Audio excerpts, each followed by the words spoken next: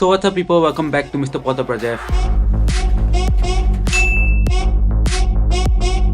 Today I'm gonna be talking about my thoughts and feelings of the new Thunderbolts movie which I have watched. So yes, let's set the mood by having a background of Thunderbolts. Yes, okay, I'm gonna put portrait there so that it doesn't look very distracting and so that I don't camouflage with the background, but Thunderbolts, not really a very hyped up movie when it got announced, but towards the release date we did see the hype building up and honestly the hype is justified. So Eric Voss from New Rockstars has described the movie as the best Marvel movie since Endgame. And in my opinion, this is an exaggeration. Some movies that have come out since Endgame have just set a high bar that Thunderbolts didn't go over it, but it's still a great movie and it's like just a few points behind it. And I do not agree with this, but it is a great movie. So I think the next big question about this movie is that do you have to do the homework and watch the Falcon and the Winter Soldier or the Black Widow movie if you haven't watched those? The answer to this would be you don't really have to watch them because they do explain a lot of stuff in the movie, but I think it would be better to have the context. And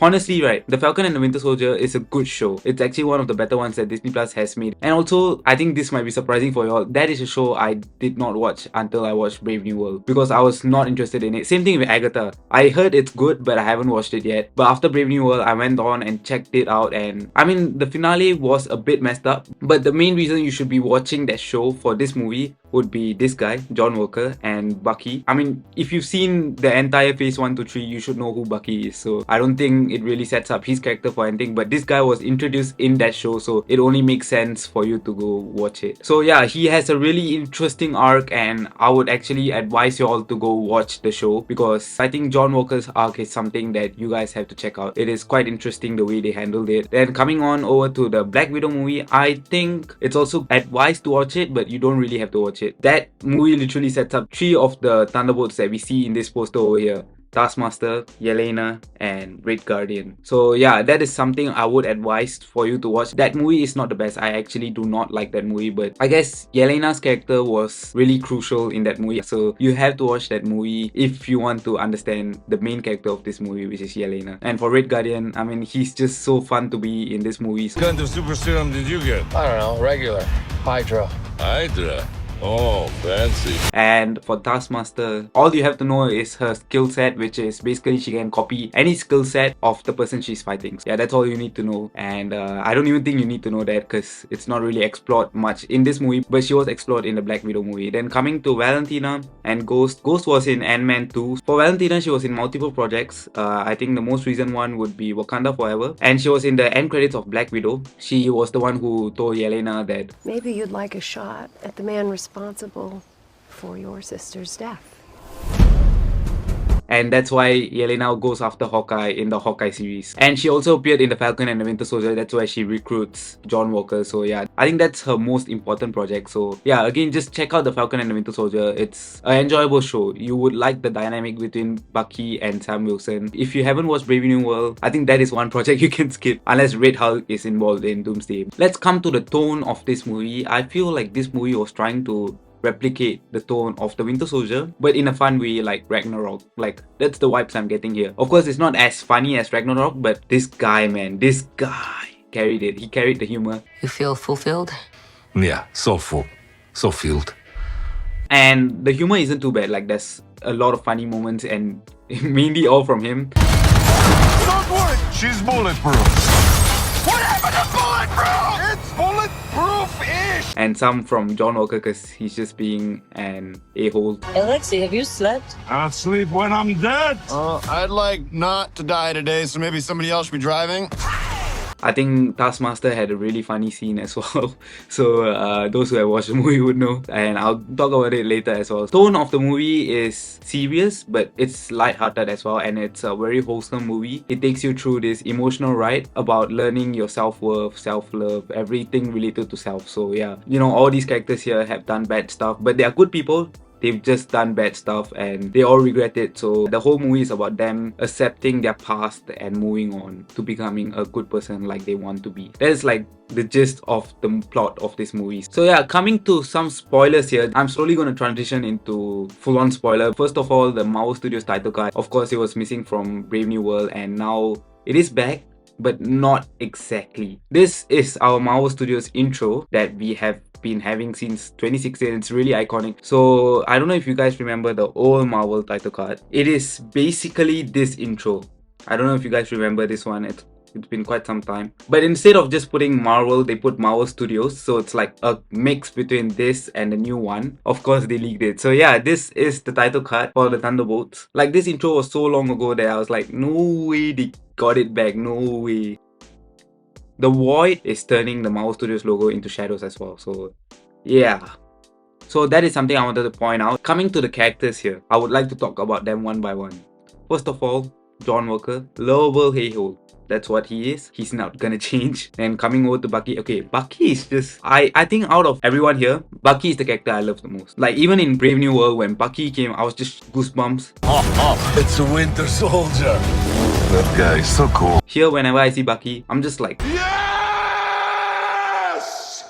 Yeah! that's literally me. So I love Bucky, and I'm just happy that he's been here throughout the 6 phases. Coming to Yelena, she is the main character, and she goes through this self-love thing as well. She helps Sentry go through that as well. So yeah, all these characters experience the same thing. That's why they work so well together as a team. I can't think of a worse group of people trying to work together. And obviously, I'm like oversimplifying whatever happens in this movie, but there is a lot that happens within those 2 hours. So it's really great how they pull that off, but it's still a one-day story. I was expecting it to take place over a few days, maybe get more of Sentry and Void, but it's just one incident. So yeah. Coming over to Taskmaster, I think this is where we get into heavy spoilers. Yeah, maybe you want to go subscribe to Heavy Spoilers if there was a reference that you didn't get. Coming over here to Heavy Spoilers, yes, Taskmaster. I always said that I don't think she's gonna even make it like 10 minutes into the movie. I was wrong. What? What the? She didn't even make 2 minutes into the movie. Sorry, what now? I'm not even kidding. She just popped up in screen. She tried to kill a few people, and Ghost just phases through her and bam, shoots her in the head. It's really funny how they did her dirty. It's really sad how they killed her off so fast. And at one point, Ghost was even like stealing her stuff. It's like Fortnite or PUBG or Free Fire or whatever game you play, you just kill someone and you take their stuff. That's what they were doing. Then Yelena was like, show some respect, I knew her. Even like John Walker was like, I mean, she would want me to have it. It was actually funny. Thank you. Moving on to the Sentry side of things, he's basically... Jokes aside, Bucky brings these 4 people to Avengers Tower, and then they try to defeat them, and then we get this cool shot. Yeah, this is a really cool scene actually in the movie. He basically goes Homelander against all of them, and he defeats all of them. He even holds Bucky's punch at one point. I think we even saw that in the trailer. So Bucky is a really strong character. When he holds his arm like that, you actually feel that, oh my god, this guy is so powerful, there's no way they're beating him. And I mean, we've seen this in Civil War, where Spider-Man also held Bucky's arm midair. Of course, Spider-Man is one of the most strongest characters in the Marvel Universe. You have a metal arm? So this is his suit. Actually looks amazing. Like, Marvel tries to keep everything comic accurate and realistic, so they kind of made it a bit of a dull yellow. And the logo, I feel like the comics one looks better. The movie one just... oh my god, this guy just looks like Tom Holland. I think he would be perfect for this role, Scarlet Spider, because if you guys don't know, the man behind Scarlet Spider, Ben Reilly, is a clone of Peter Parker. He looks exactly like Tom Holland, just like a more manly version, I guess. I'm kind of satisfied with the design. The blonde hair kind of look good. So coming to the Void side of things, he's just like this shadowy figure with 2 pinpricks of light for his eyes. I have to note that in the movie, whenever the Void turns people into shadows, they play a very heart-dropping sound effect. And when I rewatched the trailers, I realized that the sound effect was present, but they dialed down the volume of the sound effect. And in the movie, it's very loud that you just get scared. So it really gives you a creepy feel whenever the Void uses his powers. I think when the trailer came out and they were showing him turning people into shadows, it looked really powerful and it looked like he was undefeatable for a bunch of people who don't even have superpowers except for Ghost and Taskmaster. In the movie, he wasn't really like that. Like, they won't die, but they go into this place where they have to relive all the traumas they've experienced in their life, and the only way to beat him was to make him overcome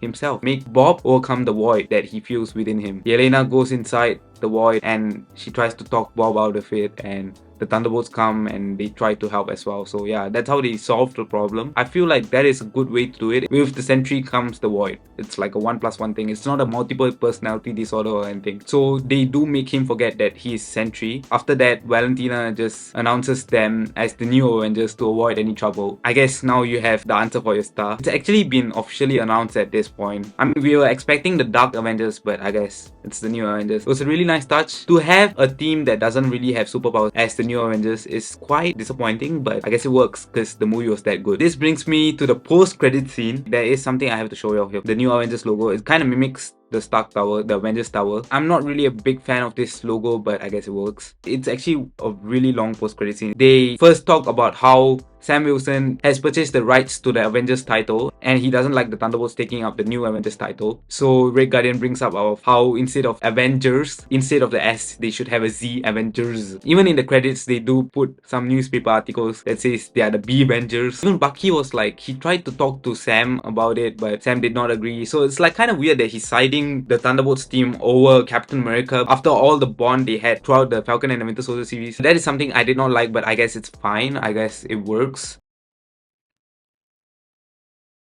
I do have to note though, during the song credits, they credited Michael Giacchino for the Fantastic Four team. That was kind of spoilery and goosebumps, guys. Literally goosebumps. Like, I'm so hyped for the Fantastic Four movie. If you watch my trailer reactions, you will know I'm very hyped for the movie, and I saw the Fantastic Four ship and I mean, I guess it does spoil the ending of that movie for us, but like, tell me one person who did not speculate that they will be entering the main MCU after that movie. The director did specify that he did not direct that scene, and that scene was directed by the Russos on the sets of Doomsday in the past month. That is probably a scene in Doomsday, that's why it's so long, and I'm kind of like that. So yeah, I'm really excited for what's going on. In my Brave New World movie review, I said it's a good movie. It's not the best, but it is still a good movie and it's a step towards the right direction. This is another step towards the right direction, maybe even two, because the movie itself was great. It was an Avengers movie that was fun. It was a team up movie in a long time. I liked it, but I would not say it's the best since Endgame, but it is a great one. I think in the Fantastic Four movie, this scene would be played out from the perspective of the Fantastic Four, and maybe even an extended scene where they go meet the Thunderbolts. Okay, I feel like that's going to be in Doomsday, but this is how the movie will end. Final part of this video, my rating for this movie. It's actually a very high one, 8.5. I did want to give it 9. Definitely not a 10 out of 10 movie.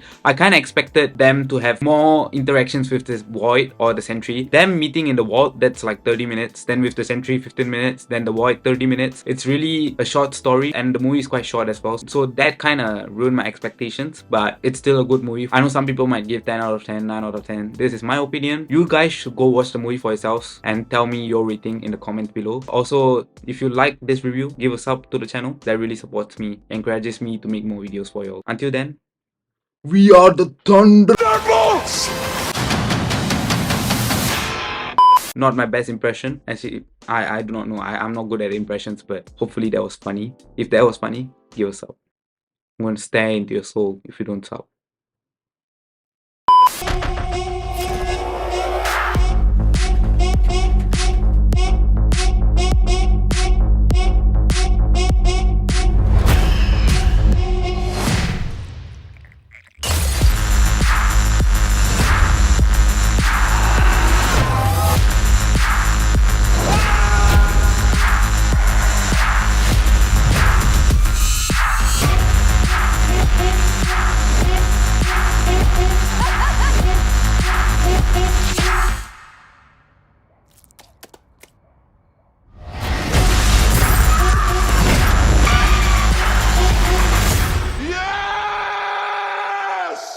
And a sub to the channel would be fancy.